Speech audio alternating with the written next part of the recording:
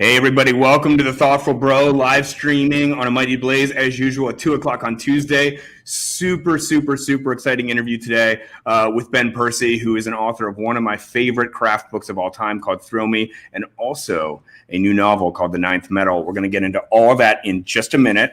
But first, a few words about the Blaze and about the Bro. A Mighty Blaze, as most of you probably know, is an all-volunteer initiative to help writers reach readers virtually in a time of COVID. And now that we're moving past COVID, into this new virtual literary world that we're all going to inhabit. The Mighty Blaze is here to bring you new authors every week, publishing books for in-depth conversations. Recent interviews that we've done, just to name a few, include Anne Lamott, Jonathan Lethem, John Irving, Edwidge Dandykat, Erica Jong, George Saunders, and so many more. We do about 6 to 8 new interviews every week. The Thoughtful Bro is one of our brands, but we also have a baking show, we have a beach read show, we have a big time frontliner show. There's lots and lots of stuff to check out. Just go to amightyblaze.com. You can sign up there for our weekly newsletter too, and every Sunday we'll be in your inbox just saying what's coming up this week. Again, just sign up there on amightyblaze.com. The best thing you can do if you want to help the Blaze, we're not asking for your money, just give us a like on Facebook, Twitter, Instagram, or YouTube, or give us a follow. What else do I want to tell you? We also have a podcast that we release once a week. We go through the best of the interviews that we've done recently, and we put that out in our podcast. If you are in the mood to spend some money, of course, please spend it on critical, necessary, entertaining, and most of all, thrilling books like The Ninth Metal by Ben Percy. Ben, can you just hold up that book just so people can see that awesome cover? Yeah, it sure is pretty. It sure is pretty. So we're going to put a link to buy that in the chat. We're also going to link to Ben's favorite indie bookstore, so you can buy it from there as well. We'll have audience questions as usual at the end. A quick tease for next week, we'll have on Joshua Henkin to discuss his new book called Morningside Heights, which is kind of an intimate portrayal of a marriage over the years. It's a great book. We'll be talking about that next week with Joshua Henkin. But that's all I have for intro. So on to this week. Ben Percy is the author of 4 novels, 3 short story collections, and a book of essays. His fiction and nonfiction has been published in Esquire, GQ, Time, Outside, Men's Journal, The Wall Street Journal, The New York Times, The Paris Review, Plowshares, Glimmer Train, McSweeney's, and so many others. He writes comics, and this is utterly badass, for Marvel, DC, and Dynamite. He's known for his work on X-Force, Batman, Wolverine, Green Arrow, Nightwing, James Bond, and Teen Titans. His audio series Wolverine, The Long Night, won the iHeartRadio Award for Best Scripted Podcast. And his other honors include an NEA Fellowship, a Whiting Award, the Plimpton Prize, 2 Pushcart Prizes, and inclusion in the Best American Short Stories and the Best American Comics. His latest book is called The Ninth Metal. No less than Stephen King said it's a story of how, quote, debris from a comet drops a fabulously valuable new metal on Northfall, Minnesota, turning it into a bloody, brawling boomtown. Great characters, fine writing, and totally engrossing. Ben, welcome to the Thoughtful Bro. Thanks so much for having me on. I've been looking forward to this. Right on. All right, so Ben, I've been droning on for a while about your book and how rad it is. Can you just tell me a little bit in your own words, just what is The Ninth Metal about? Sure. I mean, Stephen King said it best in a way. The Ninth Metal, kicks off a series I'm calling the Comet Cycle. And the initial premise or trigger event is an age-old sci-fi trope. A comet comes streaking through the solar system. We spin through the debris field as a planet, and new elements are introduced to our world, which upend the laws of physics, geology, biology, and create chaos on the geopolitical stage.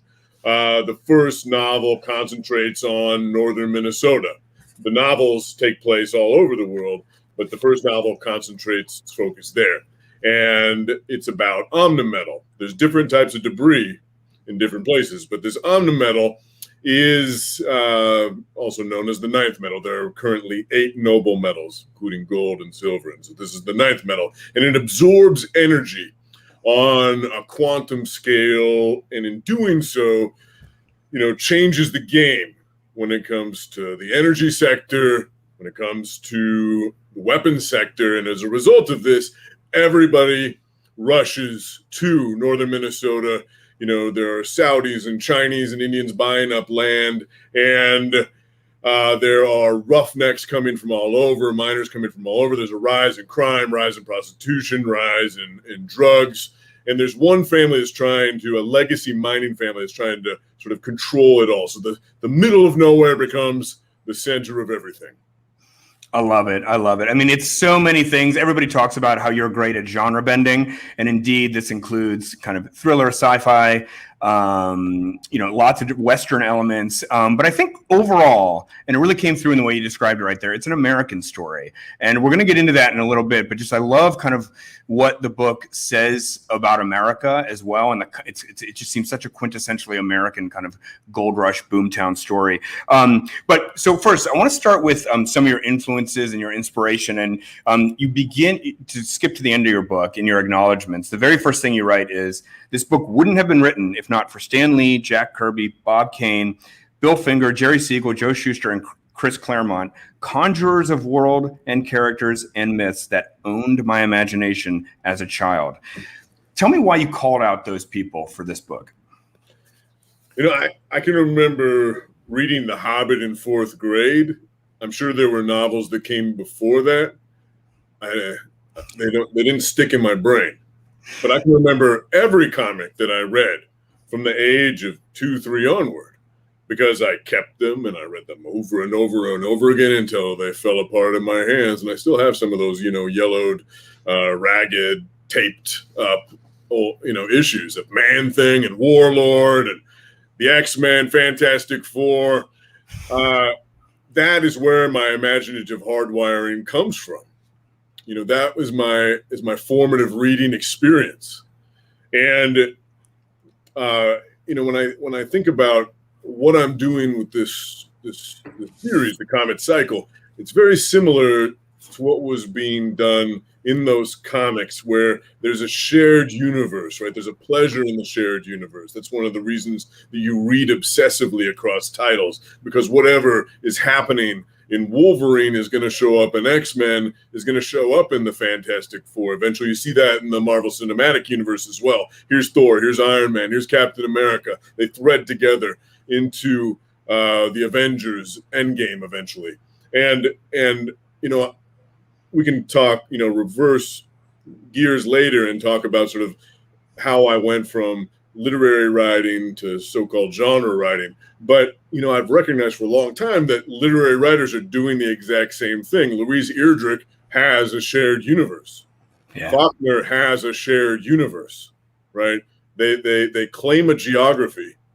They make it their own 40 acres, and then they have these families that sprawl sometimes across generations, and the books intersect in different ways. And I wanted to do the same, I guess you could say, by merging together my love of comics and my love of literary fiction and create this weird amalgamation that is the comic cycle. And needless to say, this book really is a launching off point for it's going to be a cycle. It's going to be 3 books, but it could be much more than that. It very much felt to me as the reader that this is the beginning of a world that we're going to see a lot more of. Yeah, I don't know how big it'll get, but the idea is that it's infinitely generative. I'm contracted for 3 books. It could be 6, it could be 9, it could be 12. And keep going. I don't want anything fencing me in. And all of these books right now, too, they take place at the same time, exact same moment in different parts of the world, so that you can read them in any order. And I hope what that does is just creates a kind of freedom for the reader, because there's always that attrition, right? The sequel comes out, the 3rd book comes out, the 4th book comes out. You're like, well, I'm not going to ever get to those. But, these are all speaking to each other, all 3 of these books. But they're not, each of them is its own origin story in a way. Yeah. So yeah, that's how I'm playing with the design of this and playing with the content of it. Right.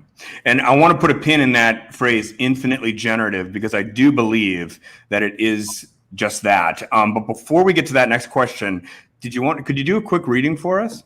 Sure. Let's hit the prologue, since that's a good way to ease into the bath. Yeah, it's a good one. It begins with a comet. Decades ago, an infrared telescope captured the thermal emissions streaking through the solar system. Eventually, it was determined to be 300.2 kilometers wide and orbiting the sun in an elongated ellipse that would bring it within 500,000 miles of Earth. The moon, by comparison, is 238,900 miles away. This would be, scientists said, a beautiful light show that everyone should enjoy all the more, knowing that we'd narrowly escaped planetary annihilation. The official name of the comet was P/2011 C9, but most people called it Cain, the surname of the astronomer who discovered it.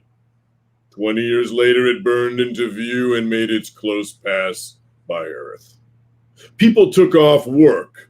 They gathered at soccer fields and in parking lots, on rooftops and along sidewalks, setting up lawn chairs and picnic blankets and grills and coolers as though readying for a fireworks display.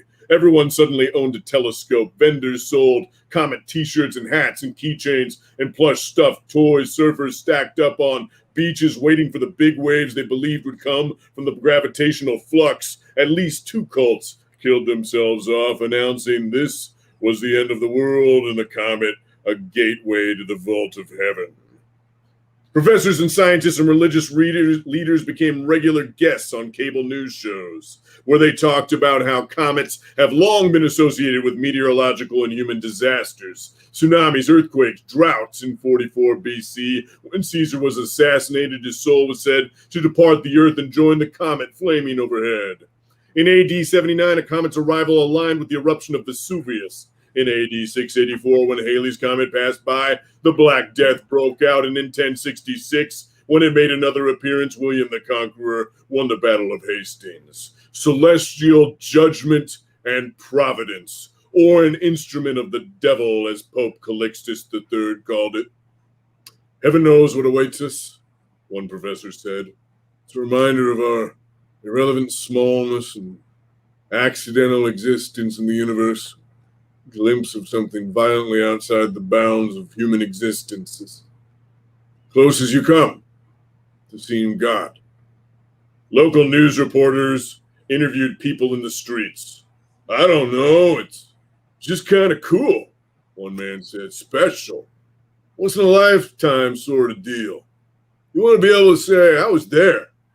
It's almost like we were living this 2-dimensional life or whatever, and now there's this sense of it being like 3-dimensional. You know what I mean? Cain looked like a roughly drawn eye, some said, or a glowing animal track, or a slash mark in the fabric of space, a wandering star. For a few days, the comet made night uncertain, hued with a swampy green light, and by day the sky appeared twinned with suns. And then, gradually, the comet trailed farther and farther away, and people forgot all about it. Until 1 year passed. The planet finished its orbit of the sun and spun into the debris field left by the comet, the residue of Cain's passage. This June, the sky would fall. That's what the newscaster said. The meteor shower was not as long-lasting as August Perseids, but for several nights the sky flared and streaked and wheeled, the constellations seeming to rearrange themselves with ever-shifting tracks of light, at first hundreds and then thousands and then hundreds of thousands, and finally an uncountable storm of meteors. The ground shook, windows shattered, grids of electricity went dark, satellites shredded, radio signals scrambled, dogs howled, and people screamed their prayers. Many of the meteors dissolved in the atmosphere, but many struck the earth, sizzling into the ocean, splintering roofs, searing through ice, punching craters into fields and forests and mountainsides like the seeds of the night. It was then that everything changed. This is me giving you a standing ovation on the podcast, just so you know how I feel about that. Boys and girls sitting at home, if you want to be a writer, that's how you do it. Talk about commitment. Ben, that was an amazing reading. Oh, God, that was biblical. It was biblical. Do you do your own audiobook? I did Red Moon. That took me about 2 weeks. Yeah. And I'm glad I did it for posterity. It's not something experience I want to replicate. Julia Whalen, who's an incredible author and actor. She's a Grammy-winning audiobook narrator. She does this, and she just kicks its ass. So I'm just a hobbyist. She's a professional. I leave it to the professionals. Oh God, right on, man. I'm glad we got a taste of that. It's funny. The viewer numbers like kept going up for this as you were reading. I think people just felt the I feel something. Yeah, exactly. It's like in Jurassic Park when they look down at the water glass and it's like that's it. There's a T-Rex on the computer. So that was amazing. All right, let's go back to the questions. Before the reading, you were talking about a conceit, an idea for a novel that was infinitely generative, and I think this comet does that. There is something so, for me anyway, and I think for probably a lot of people, it captures the imagination, this idea. And I think, with the powers that you've imbued it with, it gives you freedom to kind of go anywhere you want with the story. And so I guess to put a button on the question, it's, how did you come up with this idea? How did you know that this was the right idea for you? I have a weird kind of upbringing, and this sounds romantic to say, but just about every night as a kid, when we weren't watching as a family Star Trek The Next Generation or Kung Fu The Legend Continues, we were reading. And we were all reading as a family mass market paperbacks with embossed titles. And my dad would be reading a sci-fi novel. My mom would be reading a Western. My sister, the black sheep of the family, would be reading a book about physics or something. And I would be reading a fantasy novel or a horror novel or whatever. Had a dragon or, a ghost on the cover. And so here's my mom, obsessed with Westerns. Here's my dad, obsessed with sci-fi. Here we are going on vacation, and I'm not exaggerating when I say that every single vacation I had when growing up, we never went to Disney World, we never went to Europe, we never did anything fancy. We would go into the scablands of Eastern Oregon, and the back of the pickup was full of rifles and fishing rods and pickaxes and shovels because my parents are obsessive rock hounds and fossil hunters. So we'd be out there, my dad has all these geologic maps and he's, making notations on them, and we're going down all these logging roads and such. And, we're scraping out fossils from beds, or we're pulling out geodes, or we're pulling out petrified wood. And during this time, we're also stopping along the Lewis and Clark Trail or the Oregon Trail. And at these landmarks, my mom is giving lectures on Western history and Western mythology. But then my dad would also always bring the telescope. And so here we are in a frontier, right? Frontier area. And then my dad would tip the telescope up to the other frontier, right? And here's this black bowl of sky with stars sprinkled throughout it. He'd be teaching us about everything from the constellations, the notion of the multiverse, and, blew my mind over and over again. And so in a way, like the combination of those two things, which you very much see in this book, and which is pretty common, really, sci-fi and Westerns oftentimes, bleed into one another. Yeah. And it's, in a way, it's like I've been training my whole life for this book, right? These books. Yeah. Because you talked about it earlier, you're talking about the frontier element, the boomtown element. It's in some ways, you can call it sci-fi Deadwood, you can call it sci-fi Fargo, you can go in a few different directions, but that's like the archetypes and some of the tropes that I'm playing with. Call me a weirdo, but I don't know how many times I've watched on YouTube visual simulations of when that meteor hit the Earth when the dinosaurs went extinct. I mean, it's just such a powerful thing, and you captured so well in this book. Anybody who just heard you read the prologue can see it's just such an elemental thing, and it has such profound effects, and it kind of makes the whole world a new frontier again when it hits the Earth in your book. I guess that was my next question, is really just the effect. I love reading about psychology in books and kind of the way events like this affect psychology. There's this saying that I like: power may not corrupt, but it always reveals. And I think that is what's going on here, is that when Omnimetal comes to Earth, it really shows who people are. And I guess the question there is, did you want to say something particularly about human nature, or did you just feel like this would be a great thing to throw in the works that would reveal a lot about human nature? Well, yeah, everybody's scrambling for power and money.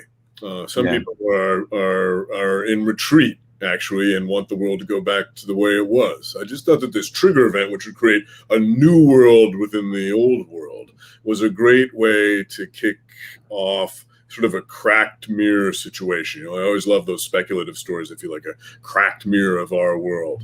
And, you know, if you look at northern Minnesota, it's a really interesting stage for this kind of drama. And it's become one of my favorite corners of the country because of the boundary waters, wilderness area and the North Shore of Superior. And it's a place of economic decline. It used to be the steel capital of the world. All this taconite, all this iron ore came out of the Iron Range and was shipped off to steel mills across the globe. That's not the case anymore. Like so many Rust Belt areas in the Midwest, it's in a state of decline. Still iron ore produced there, but there's a lot of debate between should we open up these copper nickel mines in the boundary waters? Is that more important? Is economic livelihood more important? Or is, wilderness protection in this, this conversation, which isn't just about that microsphere. This is a larger conversation we're happening, as a country, as a world, as to what, we put first, protect the planet, protect our wallets. Or some sort of negotiation between. It just felt like a good way to sort of tap into that and raise a bunch of questions and create a hell of a lot of drama. And that it does. Another thing that I loved about the book, as I mentioned earlier in the interview, is just it felt like a very American story. And I just want to read one small passage. And this is sort of about the acute situation, but it's also a passage to me that just rings true for the story of America. And you're writing about this boomtown, Northfall. Quote, everybody wants to live here. Everybody wants to work here. Everybody wants to make $1 million here. Everybody wants to drive a Lexus and drink champagne and wear alligator skin boots that cost as much as a mortgage payment. Everybody wants to have it all. And there's not enough room here for all those big dreams. I mean, isn't that just the story of America right there? Yeah, from beginning to end. If you look at what happened as people headed west, right, the horizon was a place that you could claim. The horizon was a place that you traveled to staple, fences onto parcels of land, to raise cattle, to dig up gold. And the same sort of thing continues to this day. And most recently, you've seen evidence of it in the Bakken oil formation in North Dakota, which I've been following for some time, right? That was a nouveau deadwood experience, right? There were all these roughnecks who moved there. There's no place to live, so these man camps sprung up. There are bodies in shallow graves there. And the motto of North Dakota for a long while was $1 million a day, because farmers, tapping into oil, would hand over these legacy farms or the mineral rights to their legacy farms in an instant, and everything transitioned so swiftly and violently as a result of that. So I'm sort of transposing that onto northern Minnesota. Totally, man. And I think this is one of the great things about speculative fiction. I mean, there's been some shows I've been enjoying on Amazon recently about race, but they take on race through the speculative lens. It's either horror or it's fantasy. And I just feel like if you want to get at the issues of our time, speculative conceits offer a way to make these kinds of things fresh. Because, I mean, that's one of the things I enjoyed most about this book. I mean, I am reading it as a thrilling book on its own terms, but it's also about one of the biggest issues of our time, which is what you're just talking about. I mean, there's issues like that all over in the Arctic Reserve, in Arizona, on tribal lands in Arizona where they're mining for copper. This is a huge story of our time. Is like, what are we going to do with the natural resources? Yeah, it's about, capitalism. It's about the American war machine. It's about all of that. But the thing about speculative fiction is that it holds up a cracked mirror, right? It's a reflection of the time. It channels cultural unease. That's always been the case. If you look all the way back to Frankenstein being a reflection of the Industrial Revolution, or Godzilla being a reflection of post-atomic anxieties, or the Red Scare informing Invasion of the Body Snatchers, or the way that the Living Dead films have been about something else in every era in which they are produced. And and Star Trek episodes would do this, and Margaret Atwood is doing this, right? So, there's something about misdirection or indirection where if you write about what's happening now indirectly, you can bring people in and emotionally engage them without alienating a lot of your audience, which you might end up doing if you're writing an editorial or something. So it's a tricky thing, trying to be political without being polemical, without being didactic. True. I love it. It's a great little masterclass in the art of speculative fiction right there, in the history of speculative fiction. Let's move on to some of the things that are going on around the publishing of this book, which I think are really interesting. There's two things that are going on. One is kind of the way the books are being released. And you wrote a great piece on LitHub that will pop up in the chat. It's called What Novels Can Borrow from the Sweeping Mythology of the Marvel Cinematic Universe. And it's interesting. I thought that you were going to go in a different direction based on that headline, sort of about kind of some of the like substantive things and stylistic things. But actually, no, what the article is really about is the way that you're releasing these books. So could you talk about that? Yeah, that was not my headline, by the way. That's not my title. The title I think I gave him was New Rules, and they changed that. But anyways, if you look at what happens in comics, I'm influenced not just by their subject matter. I'm influenced by the way in which they are released. $2.99 floppy comes out, right? It's 20 pages, $2.99, no problem. That's a cheeseburger from McDonald's. I'll take it, and it's low risk. It's cheap, wide distribution. It builds word of mouth. 5 issues later, they combine those into a trade paperback. 6 months after that, it comes out as a hardcover. Maybe 6 months after that, it's bound together with a few other volumes, becomes a deluxe omnibus with bonus material. Collector's item is on the tail end, right? If I, as a giant nerdy reader who is inside the industry, sometimes hesitate to buy a $36 hardcover, how does everybody else feel, right? Why are they offering up something that is exclusionary up front? I mean, I can see it with like your giant authors who have such a loyal following. Why are you doing this with everybody else? It makes no sense to me. Create cheap wide distribution with paperback releases. That was the whole pitch behind this. We're coming out as paperbacks and we're coming out fast.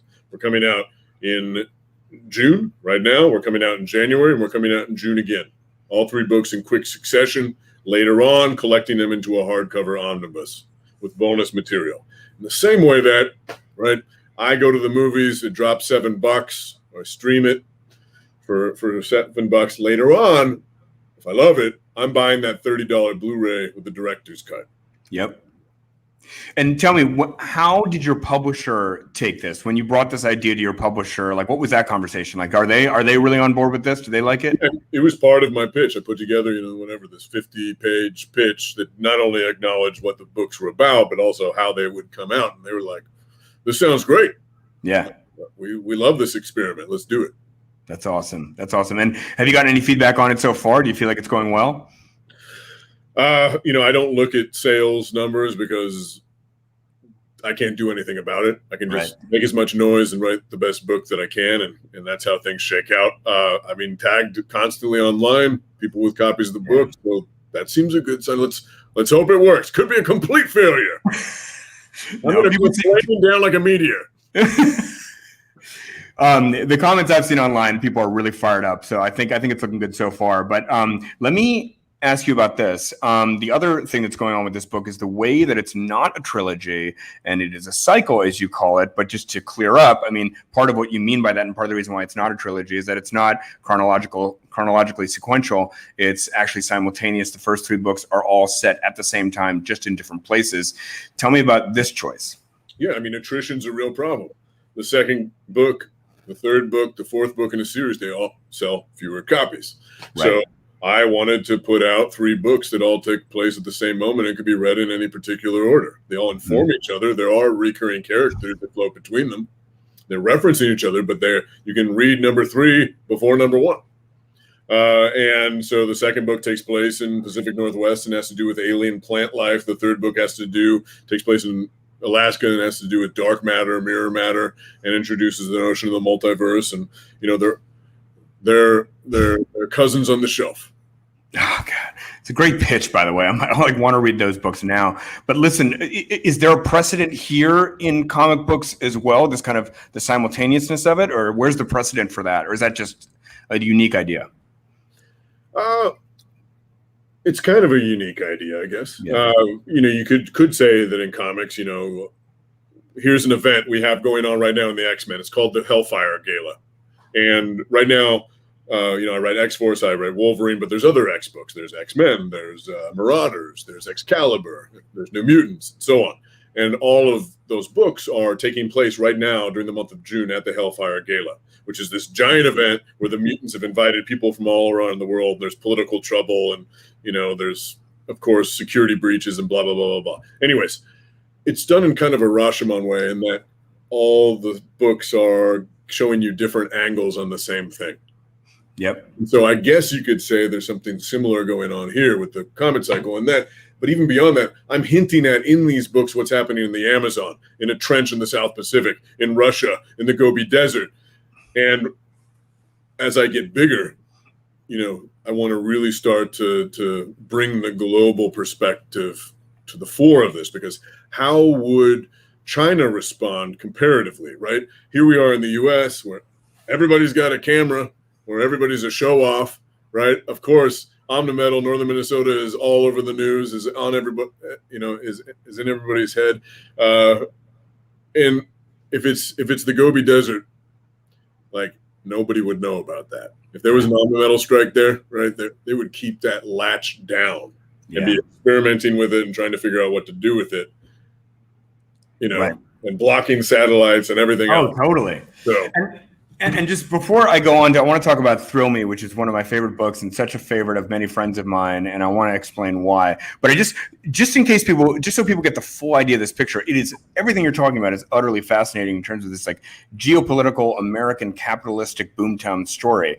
But it's also sort of the beginning of a superhero story. I mean, this metal gives people special powers, and like that is something which is like sort of beginning to play out in this book. But I imagine that is sort of like the long-term view of like what you will develop in this. Yeah, I mean, it's a new dawn of heroes and villains, but hopefully all of it's grounded. I'm trying to create, literary three-dimensional characters, and it's I like to have exploding helicopters alongside pretty sentences, and I always say that it doesn't matter how awesome your vampire train is, or how gross your squid aliens are, or how amazing your time machine is, or whatever else. Like, if your story doesn't have a human heart beating at the center of it, nobody gives a shit.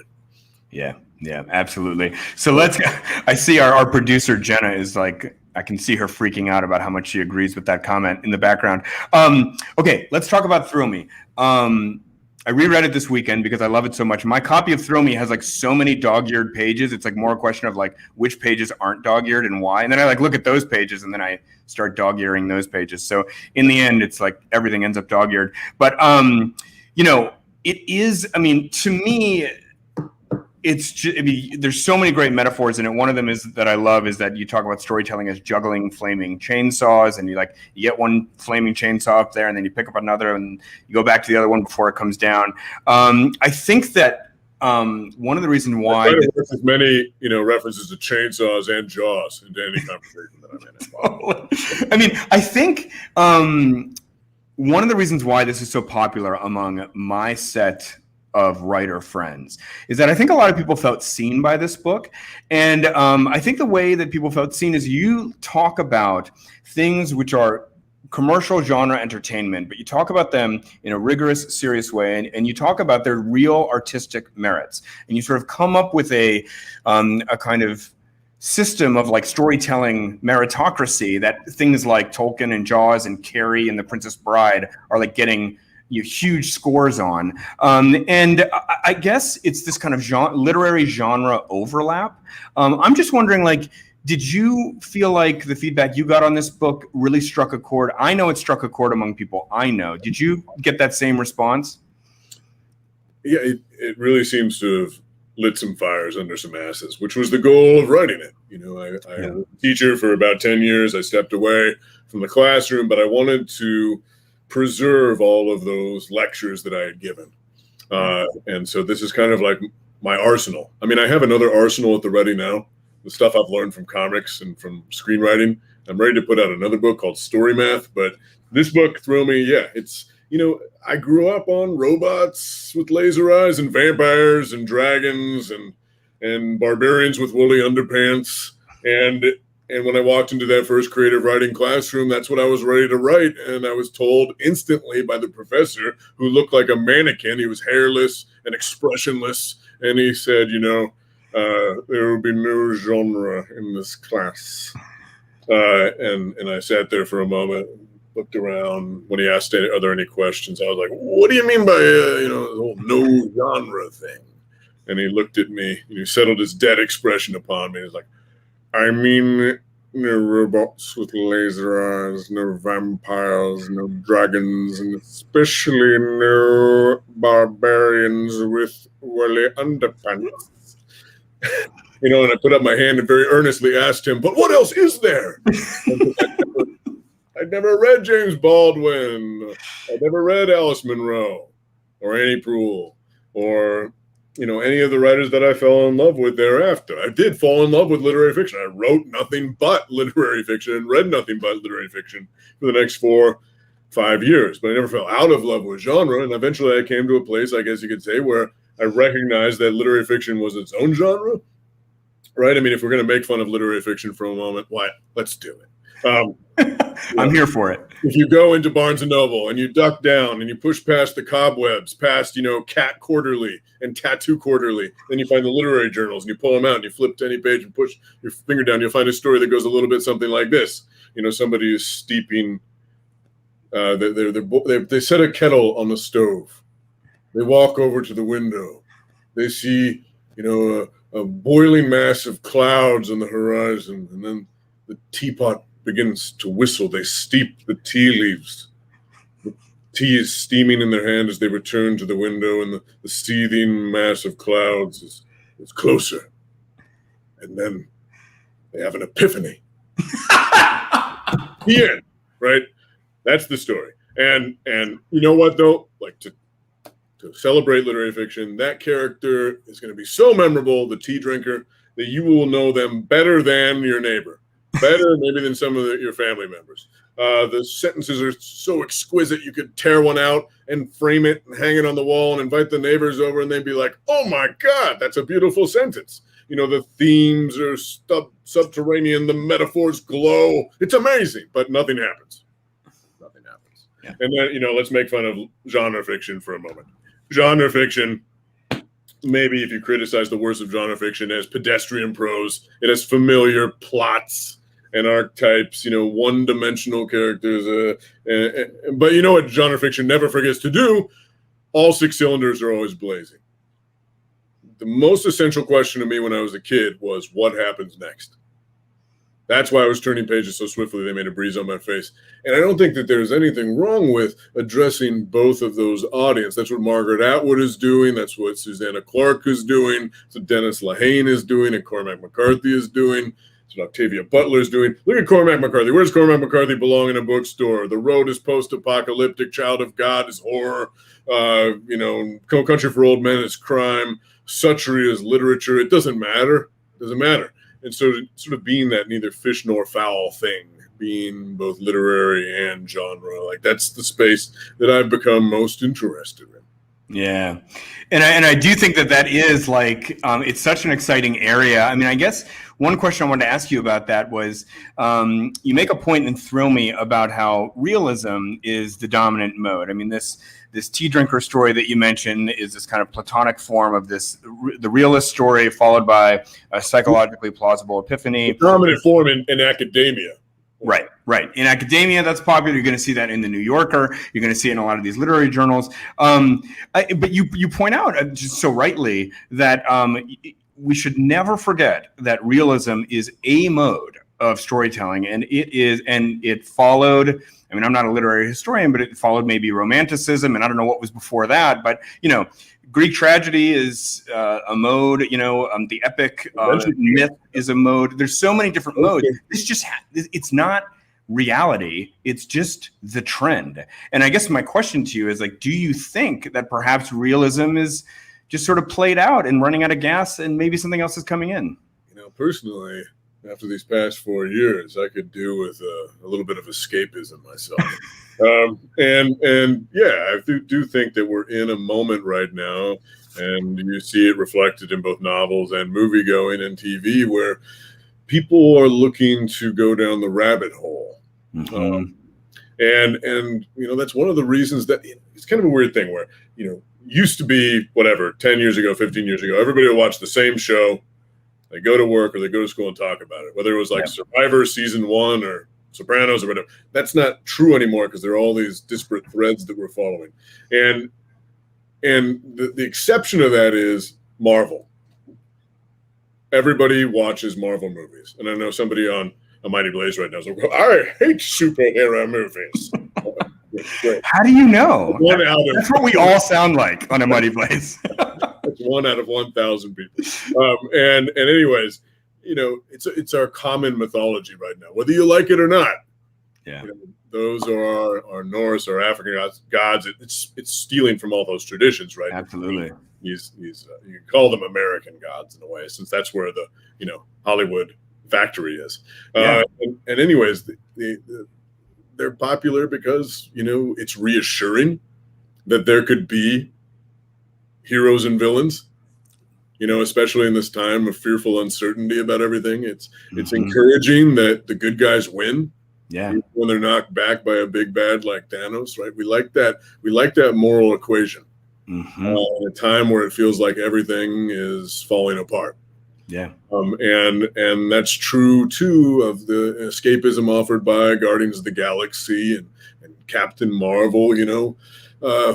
Just as we look to the horizon, in a Western and hope to escape to new territories. We hope to get off planet now, right? Yeah.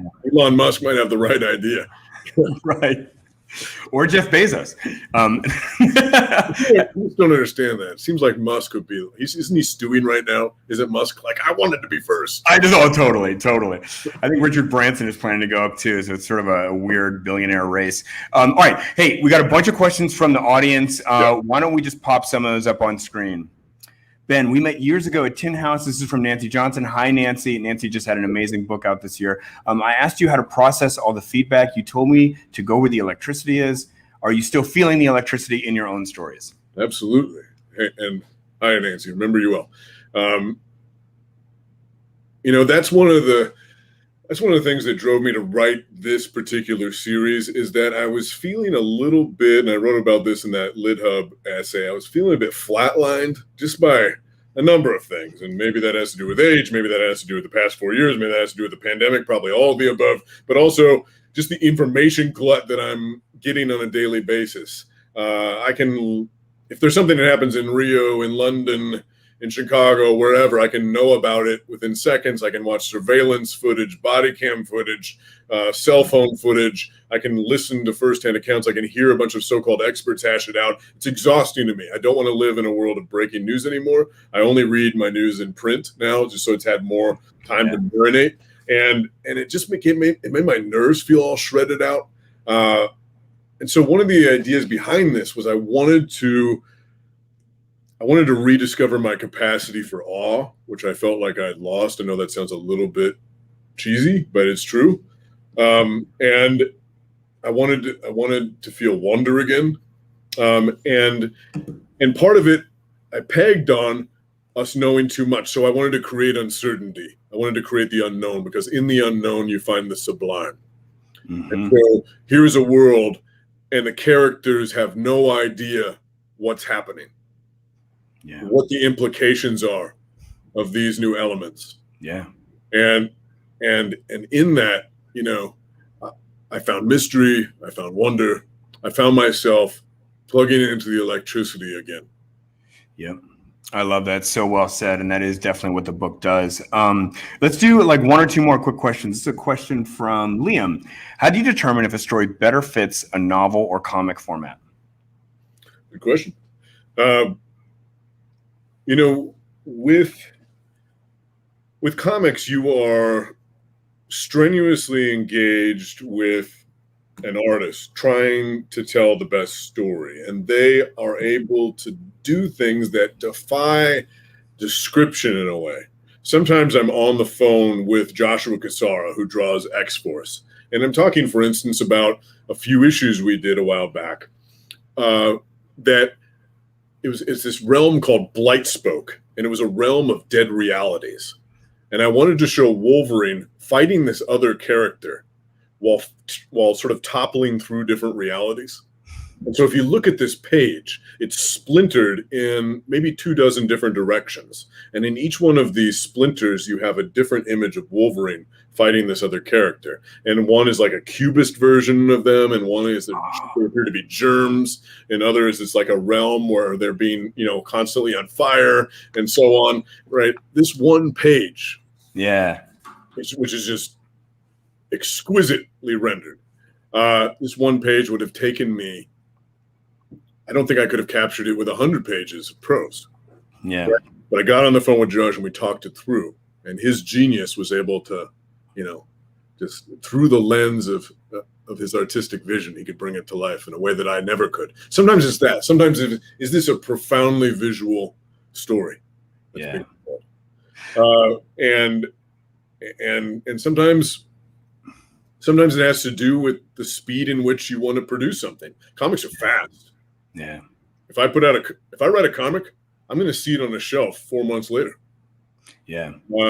And sometimes there's an immediacy to what I'm writing about, where it's directly reflective in Wolverine and X-Force or in other stuff I'm doing. It's directly reflective of what's going on right now. I really want to engage with that. As opposed to a novel I handed in the Ninth Metal like a year and a half ago. Yeah. Right? Now it's finally out. But it also comes down to business too. And let me ask you just a quick follow-up on that.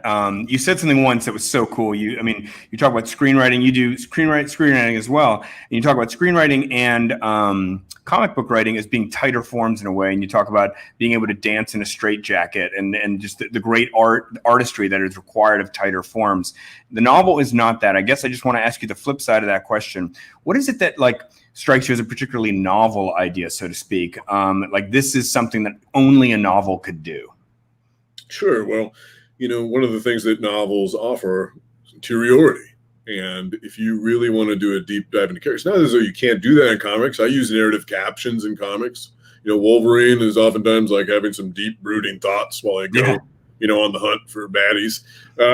But if you really want to sink into a consciousness, the novel offers you that advantage. And it's something that film can't do, Right. Yes, voiceover is a thing. It's usually a clumsy thing. It's usually ineffective. But that's the benefit of the novel, really, is the mindscape that is available to the writer and to the reader to explore and inhabit. Great. All right. I think we have one more question and then we'll wrap. I think we had a question from Christina. Was it? What have you read recently that you've enjoyed for escapism? Ooh, two things that have knocked me out lately.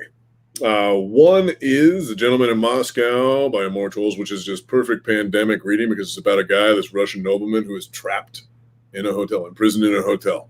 And it is so elegantly written. And it rises like an orchestra towards its final moments. You just are, I cheered when that book ended. Yeah. I absolutely loved it. It made me smile all the way through. And the other book, which I'm recommending to everyone and which no one has read, is The First 15 Lives of Harry August. This is by Claire North. She's a Brit. It's amazing. It's a really special book. Maybe I'm just in a generous sort of post-pandemic-y, I know we're not quite there, but that kind of mood. But this book just knocked my socks off. It has a premise that at first you think you recognize, sort of a Groundhog Day thing going on where Harry August, he dies and he wakes up at exactly the same moment. And that moment is when he's born. It's always the same time period. It's always with his mother at the train station giving birth to him and then dying in childbirth. Okay, but he remembers everything. Right? So he lives this life. He comes back. He remembers everything. He remembers everything. He remembers everything. He remembers everything. And, I can go into all the different things that happen in the different lives. But what he comes to understand eventually is that he is one of many. And I don't just mean in that moment, throughout time. and they start to connect with one another as members of the Cronus Club, they call themselves. So imagine if there's a 95-year-old man on his deathbed and a 4-year-old girl walks into the room and whispers something in his ear. That 4-year-old girl might actually be 1,000 years old, right? And she lives to be 97. So that 95-year-old guy, whatever she whispered in his ear, she knows what happens 97 years in the future. He then, when he dies, is able to tell people in the past, 90 years in the past, what happens, almost 200 years from then, and so on. And what they come to understand is that the world is ending sooner and sooner. And one of them is responsible. So it's like a mystery wrapped up in. And that's the thing about all these genre conceits, right? Yeah. They invite you in with something comforting, with something familiar. I was talking to Victor Lavelle the other night about Mayor of Easttown, right? It looks like a comfort crime food, right? It looks like a very common procedural. You watch the first few episodes and you're like, this is great, but it's not doing anything new, but I'm enjoying it. Yeah. But then you come to understand by the end that this show is not actually about finding the victim and the shifting list of suspects and all that. That's just the way in. Yeah. What it's actually about is trauma and how different people deal with trauma and move past trauma. Yeah. Right? I'm on episode 1, so don't spoil anything. Okay. But yeah, everybody's raving about that show. I can't wait to watch the rest of it. All right, Ben, we have to wrap here, but I'm going to ask you one last question, which is the question that I ask every author that comes on the show. So imagine that you have the ideal reader for the Ninth Metal. This is a reader who is just getting everything that you're up to, catching every reference. They're receiving this work just how in your wildest dreams you had hoped it would be received. Now imagine this reader gets to the end of the book, they close it, it's sitting on their lap. Give me in a word or a phrase, what is the feeling that is in the reader when they finish the Ninth Metal? Well, I will hearken back to something that was told to me many years before. I was in a class at the Sewanee Writers Workshop with Barry Hanna, and I asked him on the last day if he had any parting advice for us, and he was in the doorway at that moment, and he lit a cigarette, took a puff, blew out a big, cloud, and gave me the squint eye and said, "Thrill me." And then he walked out the door, and I never saw him again. And so I've just considered that to be a maxim. I hope to accomplish a number of things in writing the Ninth Metal, but ultimately I hope you walk away feeling like a struck diving board, just humming, your nerves humming, that you're thrilled. I love that. Mission accomplished, man. I mean, the word that kept coming into my mind as I read the book was what? Like what? It just kept compounding the bigger and bigger what? Like what? Anyway. That would be a good title for the next crash book. I'll blurb your book. How about that? What? All right, Ben, thank you so much for coming on the show. This is amazing. Folks, it's called The Ninth Metal. If it's good enough for Stephen King, it's good enough for you. And I hope you also just got to know Ben a little bit here and just see how deeply he thinks about all these issues. I mean, he is just a pro's pro when it comes to this kind of work. So, Ben, thank you so much for coming on the show. Hey, I appreciate the thoughtful conversation. Awesome. All right, folks, we'll see you next week. We're going to be talking about Morningside Heights, and next week at 2 on the Thoughtful Bros.